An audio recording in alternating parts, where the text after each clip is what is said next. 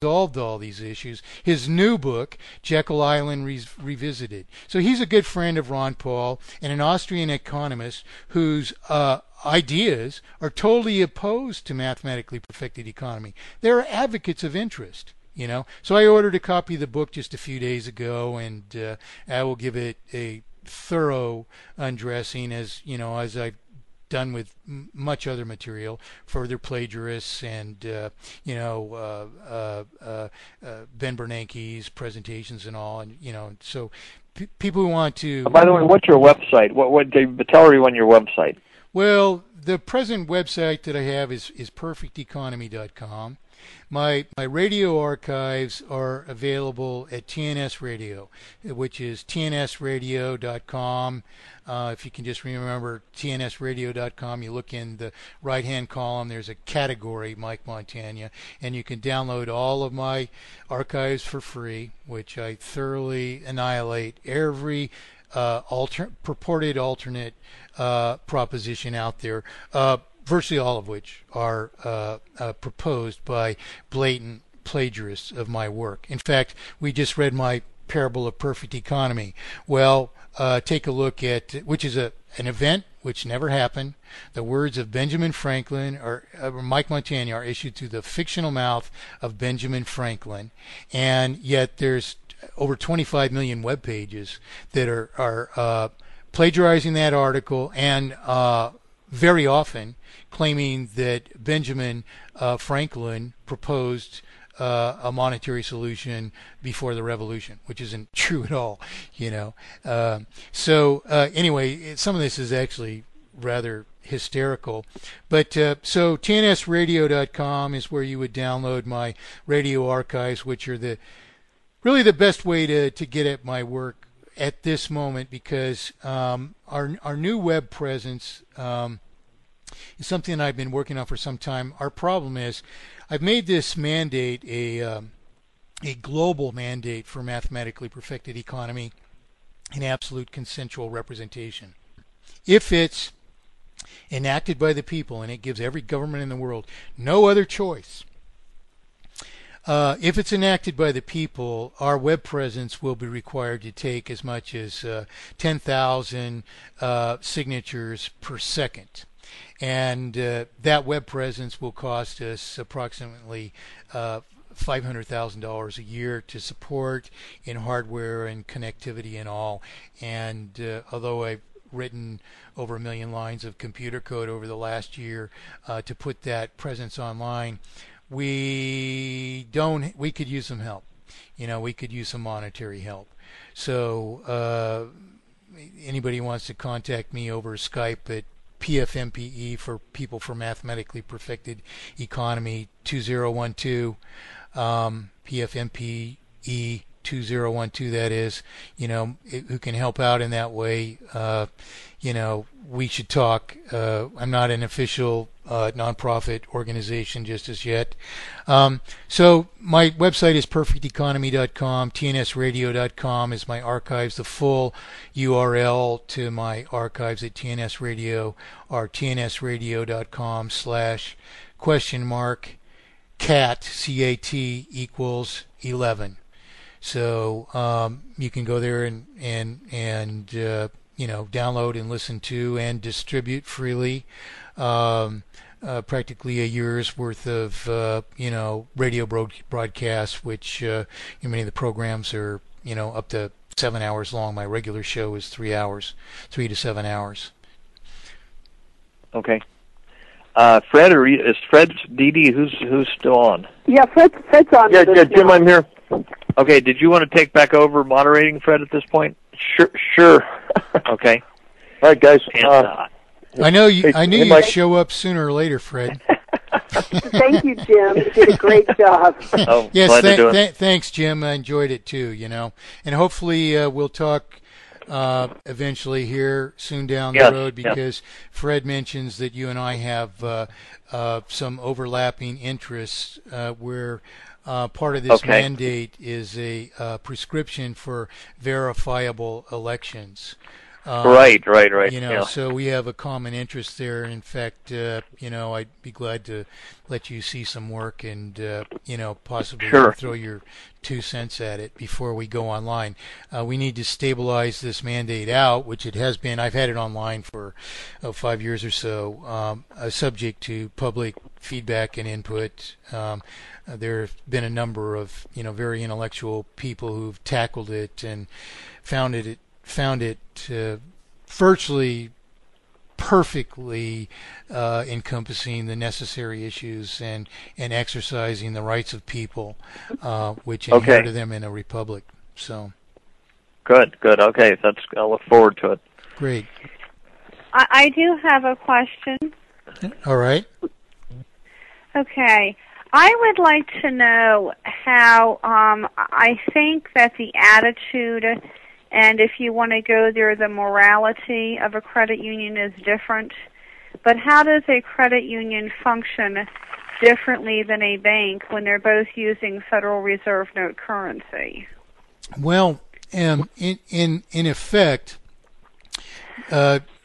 despite whatever regulations may apply to them differently and may, for instance, require, different means of ensuring that the deposits of depositors can be restored to them in the event of a wholesale failure, which of course is inevitable.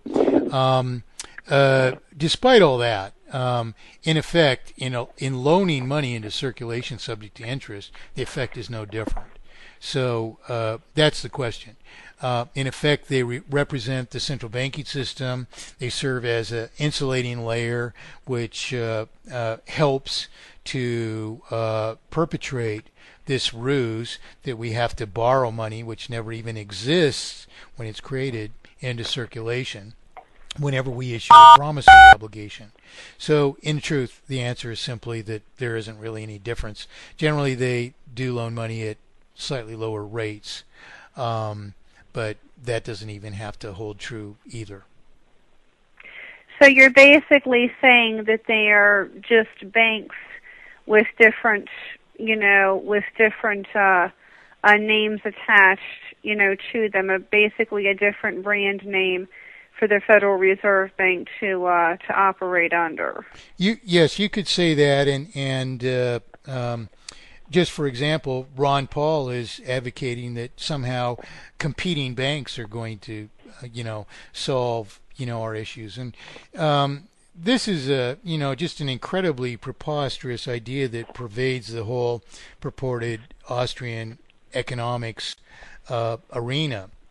There's a very prominent paper that's displayed at vonmises.org, which is not actually a paper as authored by Friedrich Hayek, who's a demigod of the Austrian camp.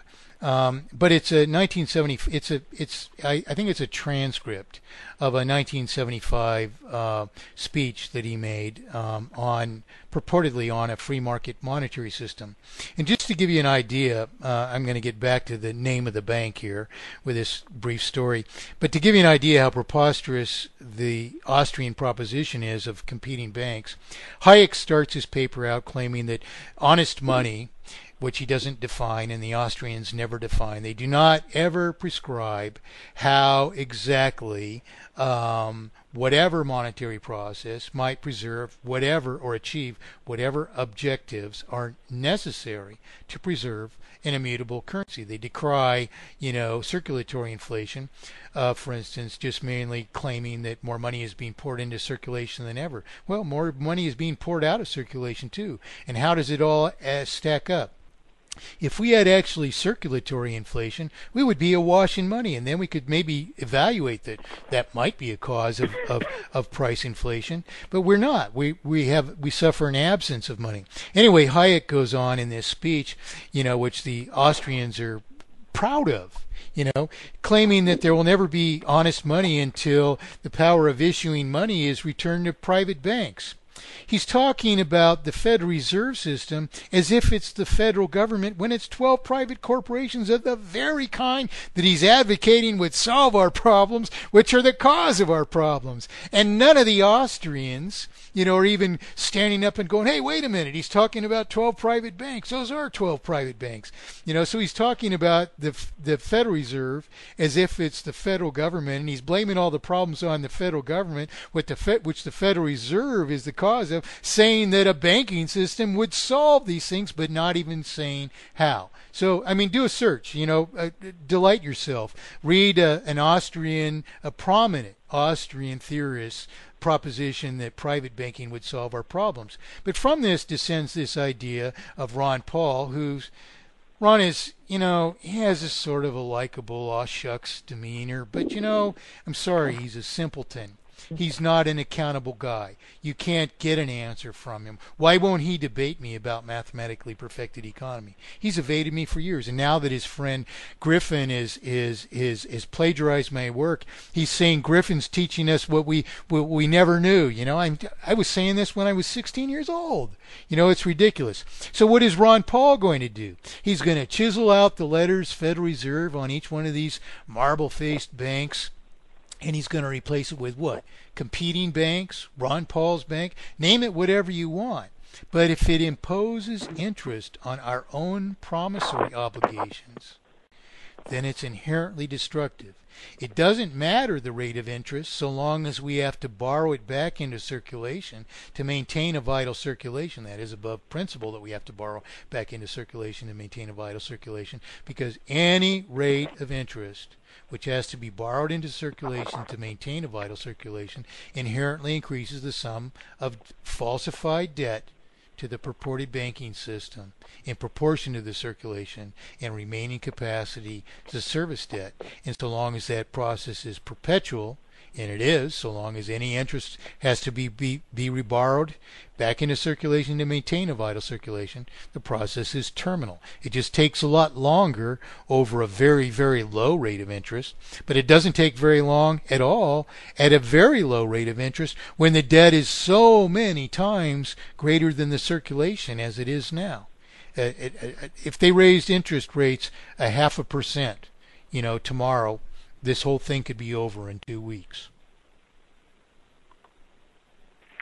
Okay, and do you also think that credit unions are the best place to start circulating, maybe local currency, but I'm just more along the lines of honest currency or an alternative, to the Federal Reserve note? Because I don't know that they have any I don't know what obligation they have to do it, but I'm wondering if that's the best place to start. Maybe we should just have, a test model, a prototype, see how a test market, if you will, and see how it works in one place and then, continue it.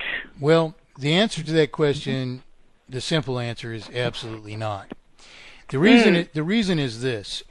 And the models that I provided, the Reagan administration model the very scenario out for you. The thing is, there's no such thing as a truly local currency. Many people who have plagiarized my work have advocated local currency, like the LET system, is advocated by a fellow who goes by a handle, Tommy Usury Free. Tommy Usury Free, 15 years ago or so, was selling my Parable of Perfect Economy as if it was an actual event of history.